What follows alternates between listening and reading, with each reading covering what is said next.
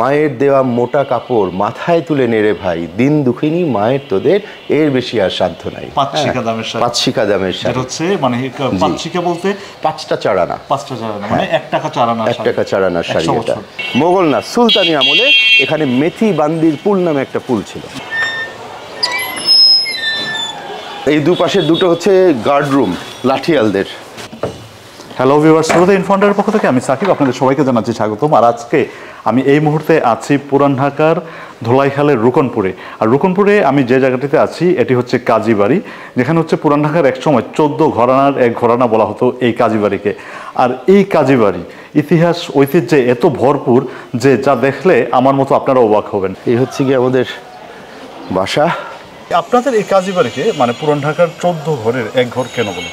আচ্ছা, বলার কারণটা হচ্ছে গিয়ে তখনকার আমলে কিছু পুরনো পরিবার এখানে সেটেল করেছিল ঢাকা যখন শুরু হয়, এবং তারা আপনার যে শাসক গোষ্ঠী ছিল তাদের সাথে খুব সম্পৃক্ত ছিল। হ্যাঁ, যার জন্যই দেখবেন আমাদের এটা হচ্ছে লাখেরাজি। হ্যাঁ, তারপর আরও অনেক পরিবার আছে যারা 14 বা 16 পরিবার এরকমভাবে বলা হয়। তো এরা হচ্ছে গিয়ে ওই সময়কার বাদশাহের সাথে সংযুক্ত এবং শাসন কার্যের সাথে জড়িত। হ্যাঁ, তো এই পরিবারগুলিকে 16 পরিবার বলা হয়। এদের মূলত ছিল এরা ফার্সিতে লেখাপড়া করতো এবং উর্দুতে কথা বলতেন, এবং উর্দু যেটা বলা হয়, আমার বাবা বলতেন চোস্ত উর্দু, এটার সাথে বাংলা কোনো ভাষা মিশ্রণ ছিল না। এটা তখনকার সময় যেই ভাষায় আপনার সাহিত্য লেখা হতো, যেই ভাষাটা তখন উর্দুতে তো জান প্রচুর লেখা বই, যেমন অনেক কবি সাহিত্যিক আছেন, তো ওই ভাষাটায় তারা কথা বলতেন আর কি। এটা তাদের দপ্তরিক ভাষা হচ্ছে ফার্সি, আর মুখের বলি হচ্ছে গিয়ে আপনার উর্দু। পরবর্তীতে আস্তে আস্তে করে অনেক কিছু পরিপ্রেক্ষিতে পরিবর্তন হয়েছে। এটা হচ্ছে গিয়ে অ্যাকচুয়ালি কাজীবাড়ি, আমাদের কাজীবাড়ির এবং এলাকার একটা নকশা, যেটা আমি দলিল থেকে যেভাবে পেয়েছি ওইটারই একটা প্রতিচ্ছবি আমি এখানে দেওয়ার চেষ্টা করেছি। তো এখানে আমি যেটা হচ্ছে এদিকে হচ্ছে গিয়ে দক্ষিণ, যেটা এ পাশে লক্ষ্মীবাজারের দিকে, এটা হচ্ছে উত্তর যেটা ধোলাইখালের দিকে, আমাদের মসজিদের দিকেরটা হচ্ছে এদিকে পশ্চিম, আর এটা হচ্ছে পূর্ব দিক। আচ্ছা, তো এখন এটা হচ্ছে ধোলাইখাল দিয়ে যদি আমি এন্ট্রি করি নৌকা দিয়ে, প্রথমেই দেখবো যে বজ্ররেখা। জি জি জি, এটা হচ্ছে কি আমাদের বজ্রার ঘাট, এটা 5 ভাইয়ের ঘাট বলি না, 5 ভাইয়ের ঘাট। এই ঘাটটা, এই জায়গাটা আমাদের ছিল। তো এই জায়গাটায় আমরা লিজ দিতাম 5 ভাইয়ার ঘাট। এখানে আমাদের দুটো ঘাট ছিল, একটা হচ্ছে গিয়ে কমার্শিয়াল ঘাট যেটা আমরা লিজ দিতাম, আমাদের 1850-45 ওই সময়কার লিজ পাট্টাগুলো এখনও আছে। হ্যাঁ, কিছুদিন পর পরে আমরা লিজ দিতাম। আর এর পাশে হচ্ছে বজ্রা নৌকা, এটা হচ্ছে আপনার তখনকার দিন নদী পথে অনেক দূর এটা দিয়ে যাওয়া যেত, পীর সাহেবদের এই বজ্রা নৌকা ছিল। আর আমাদের যে তালুকদারি ছিল, তারপর ময়মনসিংহের দিকে জমিদারি ছিল, ওগুলিতে যেতে এই বজ্রা নৌকাটা ব্যবহার করা হতো আর কি। এখানে আপনাদের টোটাল জায়গা কত ছিল? এখন এইটা আমাদের বংশে সব জায়গায় খালি তালুকদারি লেখা আর পীর মুরিদি। হ্যাঁ, তো ব্যাপারটা হচ্ছে তালুক অনেক বড় ব্যাপার হয়। আমি সোনারগাঁয়ের দিকের কথা শুনেছি, ময়মনসিংহের কথা শুনেছি, বিভিন্ন জায়গায় বিশাল বিশাল পরিমাণে এলাকা, বাট তার মধ্যে কিছু আমাদের কাছে আমরা এখন জানি, আর বাকিটুকু আমি এখনও রিসার্চ করে যাচ্ছি। তো এখন আমি যদি একটা জিনিস শুধু আমি উল্লেখ করি তাহলে একটা আন্দাজ পাওয়া যাবে। সেটা হচ্ছে গিয়ে আমার বড় দাদা কাজী আব্দুর রৌফ সাহেব, উনি যখন ওনার আম্মা, হ্যাঁ বক্সান বিবি ওনার নাম, তাকে যখন তার বাবা কাজী আব্দুর রৌফ সাহেবের বাবা বিবাহ করেন, তখন ওনাকে 2000 টাকা মোহরানা ধার্য করা হয়। তো এটা 1832 সালে এটা জমি দিয়ে দেওয়া হয়েছিল। ফার্সিটা কাবিরনামাটা এখন আমার আছে। জমির আপনার বিঘার মূল্য হচ্ছে গিয়ে 4 আনা করে। আপনি 2000 টাকা আপনি কত বিঘা আপনি পেতে পারেন? 8000-এর মতন। এই এলাহি বক্স সাহেবের বাসা, এটার পিছন থেকে আপনার সেই 8000 বিঘা জমি কাউন্ট করতে হবে, তাহলে এখান থেকে যেতে যেতে মহল্লা ছাড়িয়ে ওদিকে চলে যাবে। এই বাসায় দুটো বৈঠকখানা, হ্যাঁ, একটা একতলা একটা দোতলা। সাকিব ভাই, আসলে আমাদের ইতিহাসটা তো অনেক বছরের ইতিহাস, এক ভিডিওতে বা এক স্বল্প সময়ের মধ্যে একদিনের সম্ভব না। হ্যাঁ, প্রায় আপনার আমার মনে হয় 17 পুরুষ বা 18 পুরুষের মতন ইতিহাস এখানে।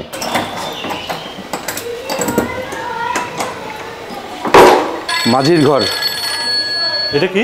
এটা হচ্ছে মাঝির ঘর। ওদিক দিয়েও দেখা যায়, বাট এদিকে দিয়ে একটা ঘর আর কি। জানলাগুলো খুলে ফেলছি সিকিউরিটি রিজন। এইটা মাঝির ঘর। এখানে এটা কিন্তু আমার বাসার চেয়েও আনছিলাম, বাসার চেয়ে অনেক পুরনো। এখানে 20 ফিট উঁচু দরজা ছিল। ওদিক দিয়ে মাঝি এখান থেকে এসে এখান থেকে ঢুকতো, ঢুকে এই পাশে যেত পীর সাহেবের এদিকে, আর বা উপরে গেলে আর ও পাশেটা অন্দর।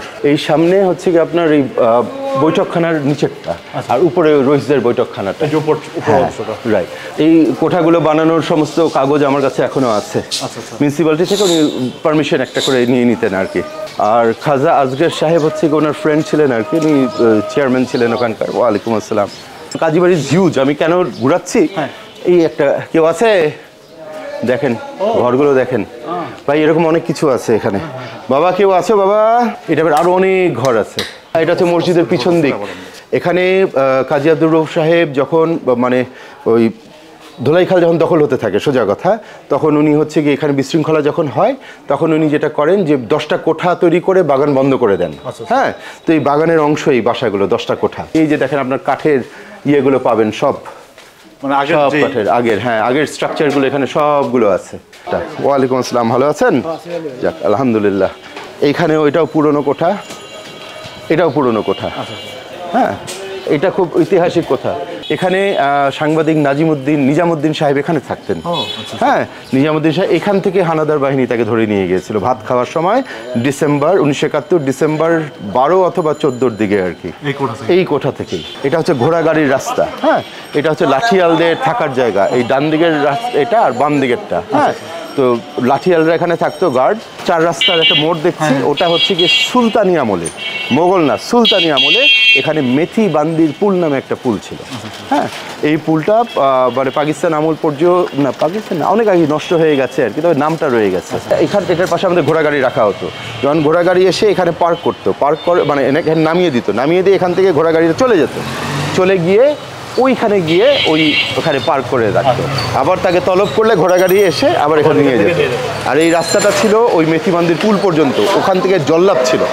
এবং ব্রিটিশ গভর্নমেন্ট কাজী আব্দুর রউফ রোড যেটা করেন, সেটা লক্ষ্মীবাজার থেকে কাজী আব্দুর রউফ সাহেবের বাসার বাগানের একদম মানে এই পর্যন্ত, মানে বাগান পর্যন্ত ওনার নামে এই রাস্তাটা করে দেয়। এটা হচ্ছে জল্লাব, এটা ধোলাইখালের যে খাল, ওখান থেকে এইটা প্রবেশ করেছে মেথিবান্দি পুল পর্যন্ত, আর এইটার অর্ধেক পর্যন্ত আমাদের ওয়াফ করা। এটা হচ্ছে আমাদের অন্দরের ঘাট। এইটার মাটির নিচে পেঁচানো সিঁড়ি আছে, প্রায় 15 ফিট পর্যন্ত নিচে চলে গেছে। হ্যাঁ, এটা কি এখনো আছে? মাটির নিচে সিঁড়িটা। এখন তার সেই ঘাট পানির জায়গা নেই, যার জন্য ওটা প্রয়োজন নেই, বাট ওটার মধ্যে মোমবাতির খোপ এবং পেঁচানো সিঁড়ি আছে যেটা মাটির নিচে চলে গেছে। এইখানে হচ্ছে অন্দরের ঘাট। এটা হচ্ছে গিয়ে মেহমানদের ঘাট, এখান দিয়ে গিয়ে ওই ভিতরে যাওয়া যেত। এই যে কাজীবাড়ি দেখা যাচ্ছে, এই হচ্ছে মাঝির ঘরের মানে মাঝির ঘরের পাশ দিয়ে মেহমানদের আসার রাস্তা। এইখানে সেই 20 ফিটের ফটক। হ্যাঁ, এটা হচ্ছে কি আমাদের বাগানের প্রবেশ দরজা, বাট এটা প্রায় 1 থেকে 1.5 হাত মাটির নিচে চলে গেছে জিনিসটা। এইগুলো ছিল না, এই দুপাশে ছিল না এগুলো কিছুই। ওখানে 3টা কুয়া ছিল, এখানে ঘোড়াগাড়ি রাখতো। এটা সেই জায়গা, এখানে ঘোড়াগাড়ি। আর দাদার ঘোড়ার 2টার নাম হচ্ছে সানস্টার, মুনস্টার। এখানে আরেকটা রুম আছে এখানে, এই যে এরকম নকশাগুলো নাই কিন্তু টিকে আছে। এটা হচ্ছে আমাদের নিচের বৈঠকখানা। তো পরবর্তীতে এই অংশটা ওই পাশে কাচারি ঘর হিসেবে ব্যবহার করা হয়েছে। ব্রিটিশ আমলে আপনার ইলেকট্রিসিটি তো ছিল না, তো ওই সময় আপনার ওই পাটির মতন একটা জিনিস থাকতো, এটা কাঠের মধ্যে লাগিয়ে ওটাকে রশি দিয়ে টানা হতো। তো ওই জিনিসগুলো এখানে লাগানো থাকতো। জি জি জি, লটকানি হিসাবে লেখা আছে যে এতগুলো লটকানি আছে। হ্যাঁ, তো ওই উপরে লটকানি, এখানে লটকানি ছিল, এবং এইগুলোকে এই রশিগুলো এই ভিতর দিয়ে আসতে একটা পুলি সিস্টেম ছিল এইগুলো থেকে গিয়ে, এবং ওই সামনে কিছু দেখবেন আর্চের মধ্যে পুলি আছে, ওগুলোর ভিতর দিয়ে যেত, এবং ওইখানে পাখাওয়ালা যেটা থাকে, পাংখাওয়ালা বলে, তো ওরা ওগুলোকে টানতো আর ওই বাতাসটা। সাকিব ভাই, আমি আপনাকে একটা খুব ইন্টারেস্টিং জিনিস দেখাবো, যেটা হচ্ছে কি আমার মায়ের দিকে, আমার নানি। হ্যাঁ, উনি আপনার স্বদেশী আন্দোলনের সময় উনি নেত্রী ছিলেন, অ্যাক্টিভিস্ট ছিলেন একজন। আমার নানাও স্বদেশী আন্দোলনে অনেক ভূমিকা আছে, ওনারা মুসলিম লীগ করেছেন, আগে কংগ্রেস করতেন। এটা হচ্ছে কি একটা শাড়ি। হ্যাঁ, এই শাড়িটা হচ্ছে কি আপনার পাঁচশিকার শাড়ি। এটা পাঁচশিকা। হ্যাঁ, তো এই শাড়িটার বয়স 100 বছর হয়ে গেছে। তো এটার ঘটনাটা ছিল এরকম যে তৎকালীন সময় আমাদের দেশ থেকে সুতা নিয়ে যাওয়া হতো, র মেটেরিয়াল নিয়ে গিয়ে ব্রিটেনে ল্যাঙ্কাশায়ার নামে একটা জায়গা আছে, ওখানে এগুলিকে সব কাপড়গুলো, গার্মেন্টগুলো বানানো হতো এবং আমাদের দেশে এক্সপোর্ট করে আবার বিক্রি করা হতো। হ্যাঁ, তো আমরা সেগুলি চড়া দামে কিনতাম। বেলজিয়াম থেকে আপনার জার্মানি থেকে জুয়েলারি আসতো। হ্যাঁ, তো এগুলো আমরা আবার মহিলারা কিনতো। তো আমরা স্বদেশি পণ্য ব্যবহার করার জন্য এবং ইংরেজদের নির্ভরতা কমানোর জন্য আমরা যেটা করেছিলাম যে আমরা এই পণ্যগুলো আমরা আর ব্যবহার করব না। বিশেষ করে মহিলাদের প্রতি এটা ছিল যে আবেদন ছিল তৎকালীন নেতাদের সবার, এবং মহিলারা এটার মধ্যে আগিয়ে এসেছিলেন যে তারা দেশের তাঁতে বোনা কাপড় পরবেন। হ্যাঁ, এই চরকাতে ঘুরিয়ে তা নিজের ইয়ে করা। তো এইটা হচ্ছে সবচেয়ে এক্সপেন্সিভ শাড়ি সেই সময়, আরও সস্তায় পাওয়া যেত।